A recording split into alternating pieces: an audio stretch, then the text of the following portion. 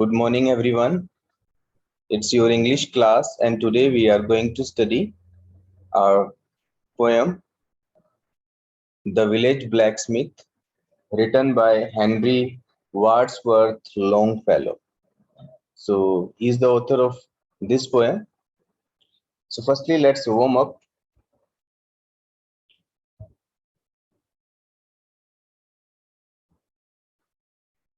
Yes, warm up.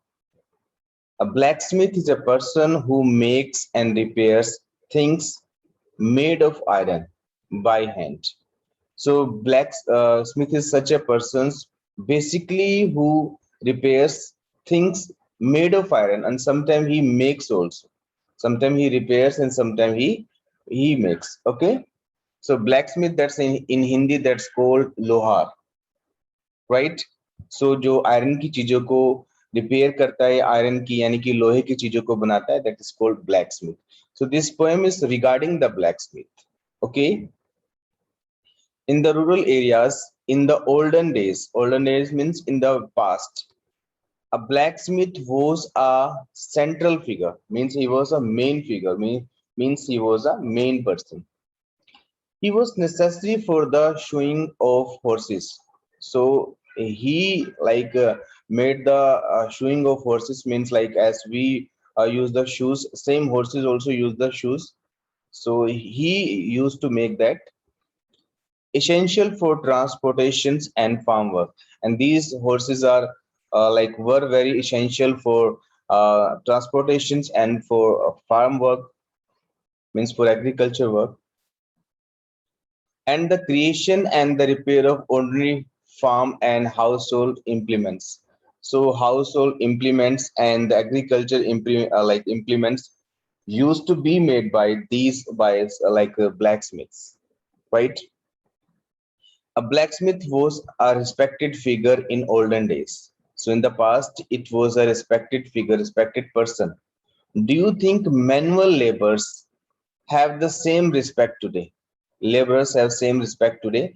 Means like who does the manual labor? Are they respected same as they were respected in the past? What has changed? Is the change for the better? Work in groups and discuss. So this point we should discuss. Okay. Now let's recite the poem line by line. Firstly, we will read, then we will understand the meaning of these lines. Under a spreading chestnut tree, the village smithy stands. The smith, a mighty man, is he, with the large and sinewy hands, and the muscles of the brawny arms are strong as iron bands. His hair is crispy and black and long. His face is like the tan. His brow is wet with honest sweat. He earns whatever he can. He looks the whole world in the face, for he owes not any man. Week in, week out, from morn to till night, he can hear you can hear his bellows blow. You can hear him swing his heavy sledge with measured beat and slow, like sexton ringing the village bell when the evening sun is low. And children coming home from school look in at the open door. They love to see the flaming forge and hear the blows roar. They catch the burning sparks that fly like chaff from a threshing floor. He goes on Sunday to the church and sit among his boys. He hears the parson praise and preach. He hears his daughter's voice, singing in the village chore, and it makes his heart rejoice. It sounds to him like her mother's voice, singing in the paradise. He needs must think of her once more, how in the grave she lies, and with his hard, rough hand he wipes a tear out of her eyes. Toil rejoice soaring onward through Life he goes. Each morning sees some task begin, each evening sees it close.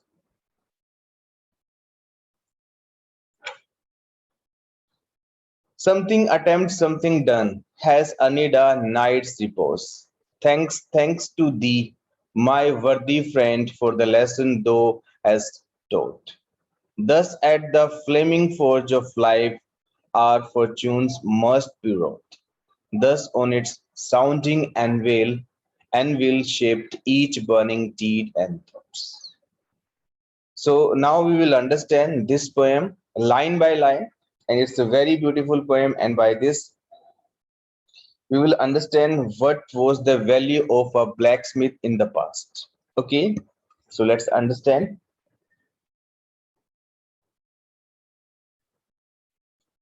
Under a spreading chestnut tree, the village smithy stands. Means author is telling to us that there was a chestnut and chestnut tree. So it's a like type of tree. So there was a smithy stand. Means a shop of smithy was there. The shop of blacksmith was there. The smith, a mighty man is he. Means that smith was quite mighty man. He means quite strong man. And with the large and sinewy hands, and the muscle of his brawny arms as strong as iron bands.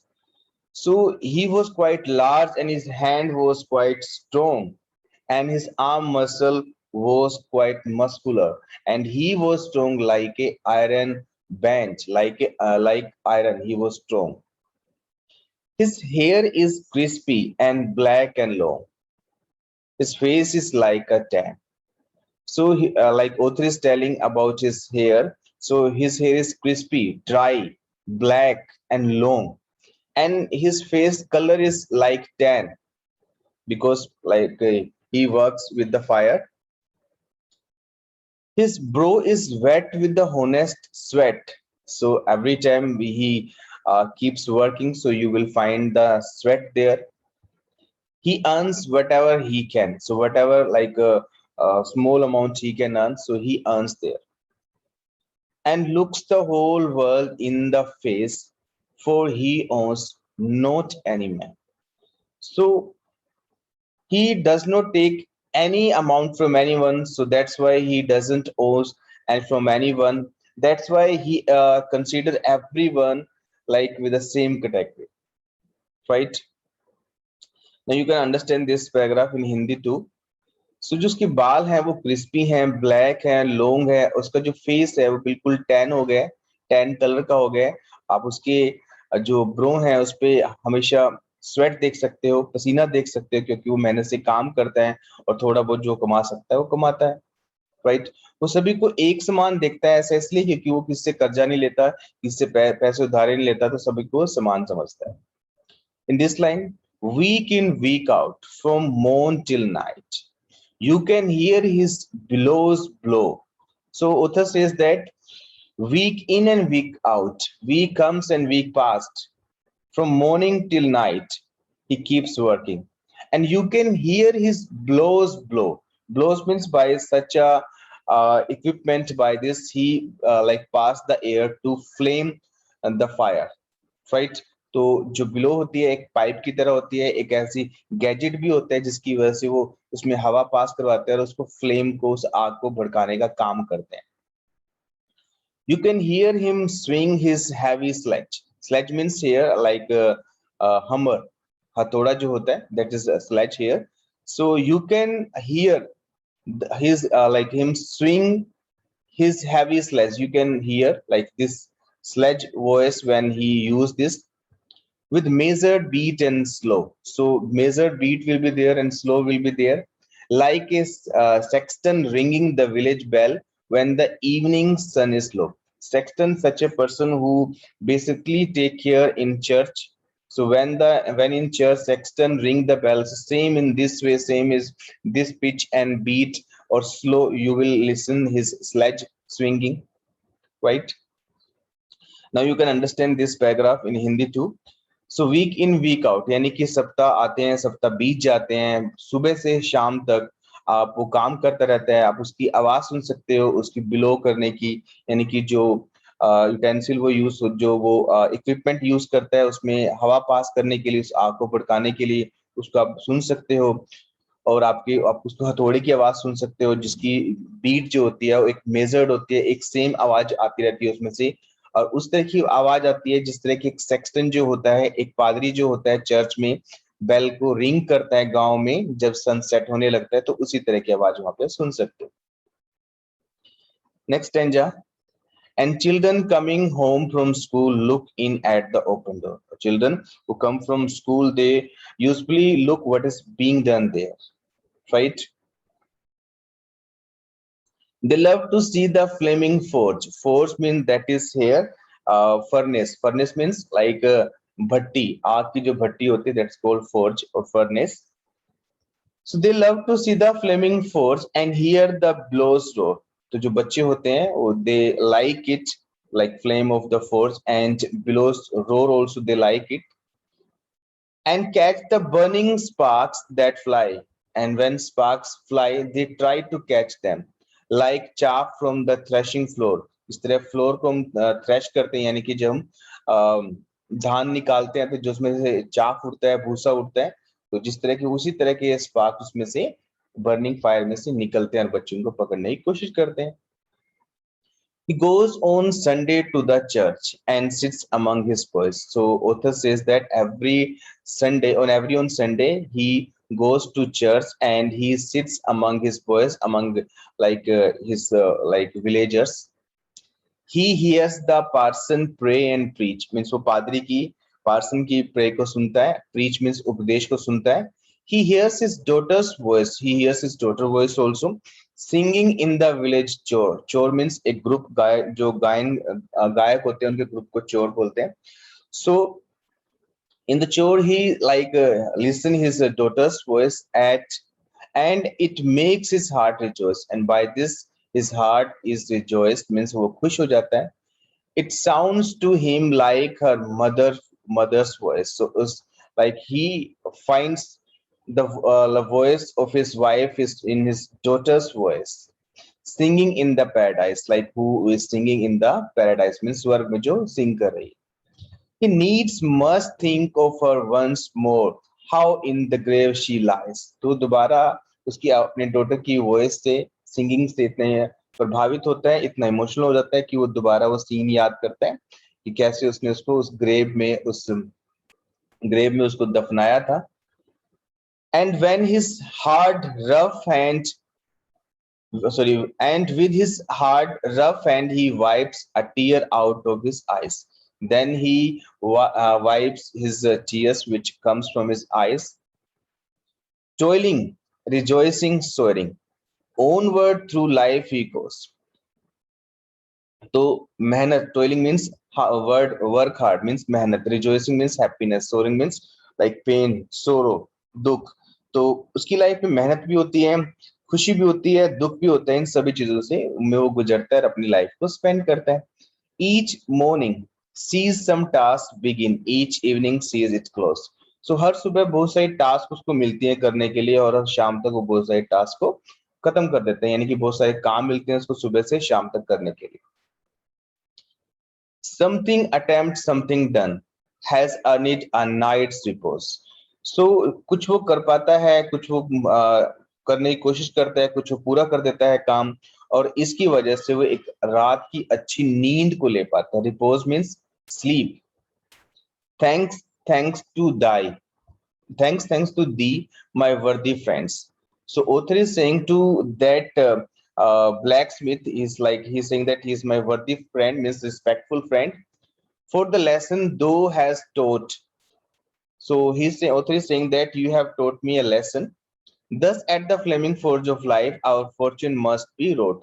जिस तरह कोई forge में किसी forge में यानी कि किसी भट्टी में कोई लोहे को तपाकर वो अच्छा बन जाता है, तो ऑथर कहता है कि उसी तरह लाइफ की फोर्ज में भी हमारा जो फॉर्च्यून है, हमारा जो भाग्य है, वो रोट हो जाता है, रोट हो जाता है, यानी कि उसको एक अच्छी शेप मिल जाती है. Thus on its soundings and will shaped each burning deed and thoughts. तो हमारी जो हर एक थॉट होती है, हमारी जो हर एक डीड होती है, डीड मतलब काम होता है, उससे हमें एक अच्छी शेप मिलती है, हमारी लाइफ में बहुत सारी पॉजिटिव थिंग्स आती हैं, right? So dear students, this is all about this poem. Now some difficult words are there, so we will understand these words too. First is smithy. Smithy means a blacksmith workshop. यानी कि smithy एक ऐसे place को बोलते हैं जहाँ पे black Smith काम करते हैं. Next is sinewy. Sinewy means with strong muscle and little fat. यानी कि इसकी मसल स्ट्रॉन्ग हो और फैट लिटल हो, that is called sinewy. Means we can say in that muscular. Brawny. Brawny means muscular, like strong. Bellows means mechanical device that blows a strong current of air used to make a fire burn more fiercely. यानी कि एक ऐसा mechanical device जिसमें से हम हवा पास करवाते हैं, इसकी वजह से हम हवा को आगे झोंकते हैं और उस आग को भड़काते हैं. Next, sexton, an employee or officer of a church who is responsible for the care and upkeep of the church property and sometimes for ringing bells and digging graves. यानी कि चर्च का एक ऐसा पर्सन जो उसकी take care करता है, bell को रिंग करता है, और उसमें कभी कभी ग्रेव को डिग भी करता है, ग्रेव को खोदता भी है. Next, forge. Forge means a furnace where metals are heated and shaped. Forge एक फर्नेस को बोलते हैं, यानी कि भट्टी को बोलते हैं जहां पे मेटल को गर्म किया जाता है और उसको उनको शेप दी जाती है. रिपोज मीन्स स्लीप, यानी कि नींद. वर्दी, डिजर्विंग रिस्पेक्ट एंड एडमिरेशन, यानी कि respectful. Wrought means bent into attractive shape, यानी कि किसी को अट्रैक्टिव शेप में बेंट करना, मोड़ना. Anvil. Anvil means a heavy block of iron on which heated pieces of metal are made into a particular shape with a hammer. So anvil बोलते हैं इस तरह के पार्ट को जहां पे एक ब्लॉक को, आयरन का जो ब्लॉक होता है, जहां पे कोई ब्लैक स्मिथ किसी भी चीज को रख के उसको हथौड़े से चोट मारता है और उसको शेप देता है. That is called anvil, right? So these are the difficult words of this poem. Now let's understand the question answer of this poem.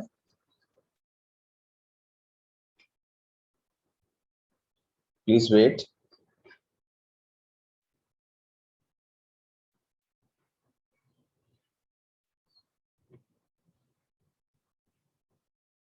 Yes. So these are the difficult words. These words we have discussed already. So now directly come on the question answer. Answer this question. First question. Which words are used to describe the strength of the blacksmith? So you have to take out the words by which like strength of blacksmith have been described. So these are the words like mighty, snewy, and brawny. These three words were used, have been used to describe the strength of the blacksmith. So ये तीन words हैं, इनके द्वारा blacksmith की strength को, ताकत को दर्शाया गया. Second question, which of the five senses does the third stanza concentrate on? List some example. So like five senses are there, like sense of you know that sense of hear, sense of speak, sense of taste, sense of touch, sense of see. So which of the five sense has been concentrated in third stanza? So answer is that the third stanza concentrates on the sense of hearing. जो third stanza है वो hearing की sense पे, यानी कि सुनने की sense पे concentrate करता है. For example, you can hear his bellows blow, and you can hear him swing his heavy sledge. So basically, in this stanza, one sense has been described, that is sense of hearing, right? Question number 3. In the poem, what is the blacksmith's swinging of his sledge compared to? जो blacksmith की sledge है, swinging his sledge, वो किसी से compare की गई है? So swinging of blacksmith sledge is compared to the ringing of the village bell by the sexton. तो उसको compare किया गया, तुलना किया गया किससे? जो village में जो सेक्सटन होता है, किसी चर्च में जो सेक्सटन होता है, उसकी तो जिस तरह बेल रिंग करता है उसी तरह सेम पिच के साथ वो आवाज आती है जब कोई ब्लैक स्मिथ काम करता है, तो उससे वो कंपेयर किया गया। Question number 4, what does the black Smith do on Sundays? How does he feel when he hears his daughter singing? So basically we have to tell here what does he do on Sundays and what does he feel there. So this we have to tell. So answer we have written here, the blacksmith goes to church on Sundays. So every Sunday he goes to church. His daughter singing makes his heart rejoice. So when he listens his daughter singing, so he becomes very happy. It reminds him of his wife's voice. So by this he remember his wife, right? Next question.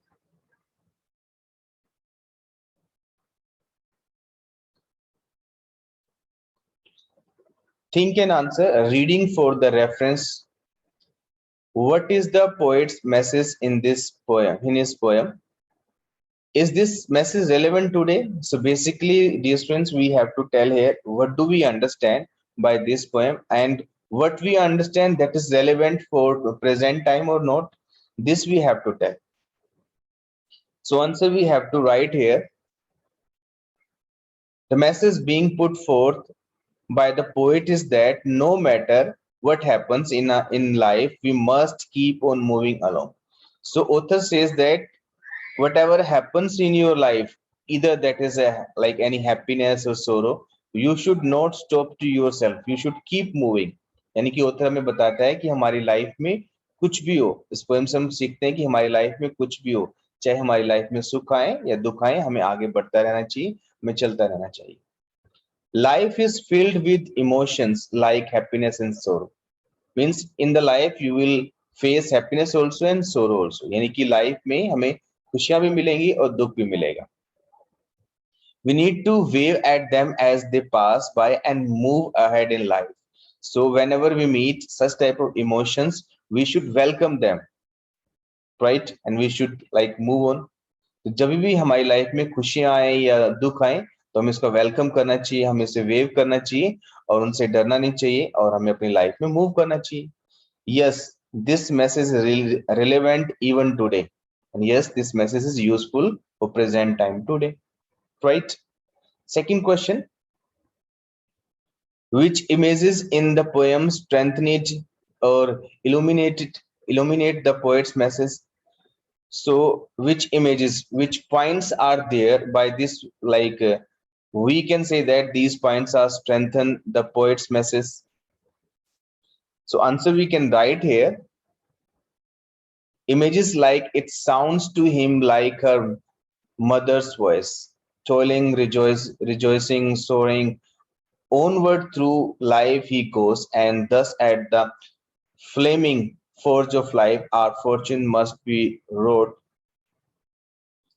Showcase the poet's message in a very strong manner. He thinks of his late wife even now and then. Now and then means bar bar aksar. Feels sad, but he also knows that he must move along for life goes on. So basically dear students, we have to tell here किन point से पता लगता है, ये बात clear होती है कि जो पोइट मैसेज देना चाहता है वो मिलता है. मैसेज क्या है कि हमें अपनी लाइफ में कुछ भी हो, हमें मूव करते रहना चाहिए, आगे बढ़ता रहना चाहिए, चाहे हमारी लाइफ में दुख आए या सुख आए. तो किन पॉइंटों से ये मैसेज क्लियर होता है? तो पॉइंट कौन कौन से? It sound seem like his mother voice, tolling, rejoice, soaring, he goes and thus at the flaming forge of life. And these all the points are there by which we can show that we can understand that we should move on. What condition we have, it doesn't matter. Okay, so these are the question answer. So it's a very beautiful poem. So dear students, tomorrow I would ask some question regarding this poem. Okay, regarding